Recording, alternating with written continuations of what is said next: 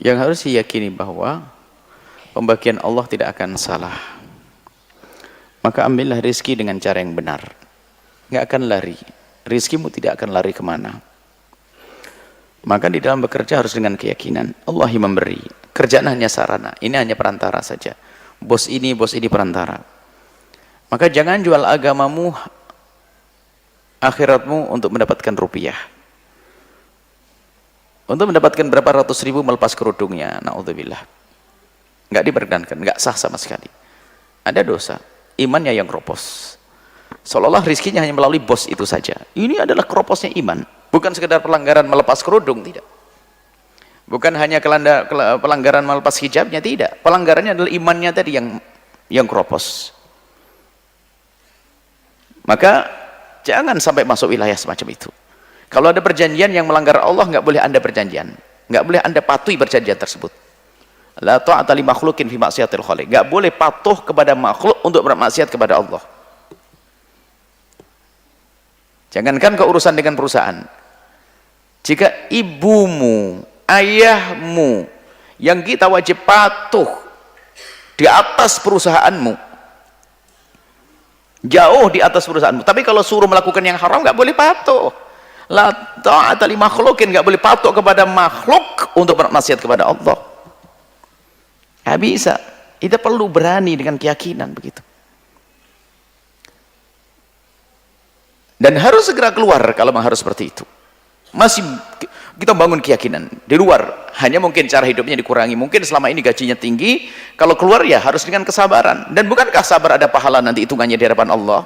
Hitungan kita jangan hanya hitungan di dunia. Waduh, sudah terlanjur gaji saya tinggi di sini 5 juta. Kalau keluar pun saya belum tempuh dapat 5 juta. Baik, keluar dapat berapa? 1.500.000. 1.500.000. Diam-diam Anda itu setiap bulan nyumbang kayak berderma 3.500.000. Karena apa?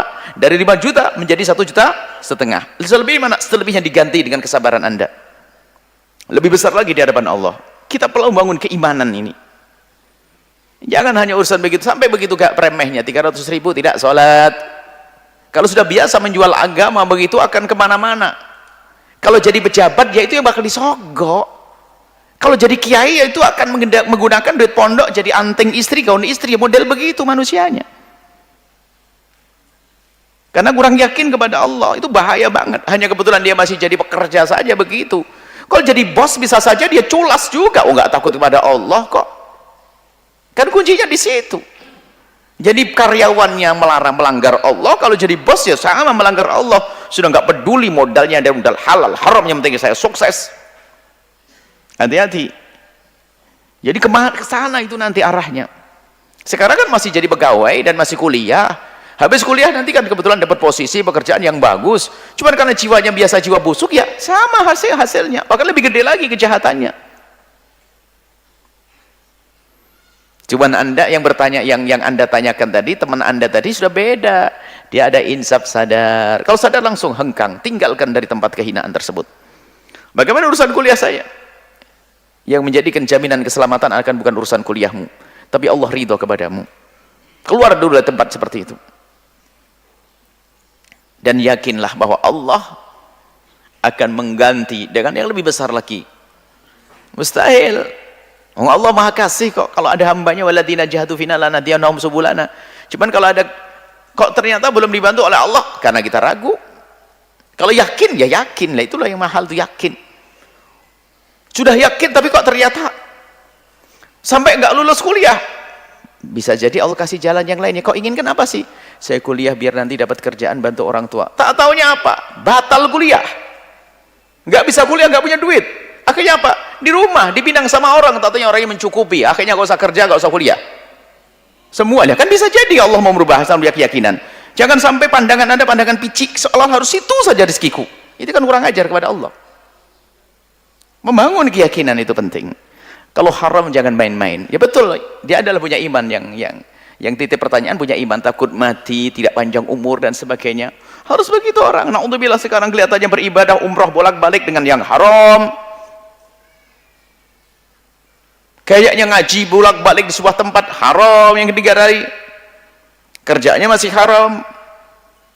Nggak ada keinginan untuk berubah. Terus mau kemana? Membangun keyakinan Allah Maha Kasih. Dan urusan dunia itu biasakanlah di dalam memandang urusan dunia, jangan memandang orang yang di atas Anda, itu akan menyuburkan ketamaan dan menghilangkan rasa syukur Anda kepada Allah. Tapi kalau urusan dunia Anda pandang orang yang di bawah Anda, itu yang akan mematikan ketamakan Anda dan akan menumbuhkan rasa syukur. Yang gajinya 5 juta menjadi 1,5 juta, jangan dilihat yang 5 juta. Lihat ada orang yang sehari nggak dapat kerjaan. Kemudian gaya hidup Anda yang harus Anda rubah. Jangan biasakan dengan gaya berfoya-foya, karena itu akan menjerumuskan dan akan menyiksa diri kita. Seperti itu. Jadi dia segera berhenti dan harus meninggalkan. Ini harus punya keyakinan. Dan inilah pendidikan. Inilah pendidikan. Dan kadang-kadang pahit seperti itu. Karena kalau kita tidak membiasakan berani dengan keyakinan, terus apalagi, bahkan ini indahnya, suatu ketika ada orang masuk Islam, bukan dari keluarga yang nggak mampu, keluarga yang cukup, masuk Islam. Setelah masuk Islam dia tinggalkan semuanya, bukan sekedar pekerjaan, dunianya, bahkan akan diblok oleh orang tuanya, rekeningnya semuanya dihentikan. Dia meninggalkan hanya dengan baju saja, baju yang dipakai. Itu kan iman. Masa yang sudah punya Islam dari kecil kok kalah dengan orang begini? Bukan saja urusan pekerjaannya juga hilang, kekayaannya yang seharusnya didapat dari orang tuanya hilang, demi untuk mendapatkan la ilaha illallah, mendapatkan iman. Banyak orang-orang semacam itu. Orang-orang hijrah, lihat, belajar dari orang-orang hijrah, subhanallah. Ternyuh kalau lihat orang hijrah tuh hebat. Hijrah bukan di saat hijrah dia tuh nyungsep lalu hijrah, bukan. Dasar dalam keadaan mampu dia berhijrah. Nah ini yang dalam keadaan mampu masih saja menikmati dalam kubang keharaman, alasannya nanti saja keburu mati duluan, na'udzubillah. Mau kemana betul yang ditakutkan tadi? Mati duluan. Baik. Jadi segeralah hijrah, cari tempat yang bisa Anda menjaga kehormatan Anda, kemuliaan Anda, menjadikan semakin berkah hidup Anda, dan itu harus Anda hadirkan keyakinan itu.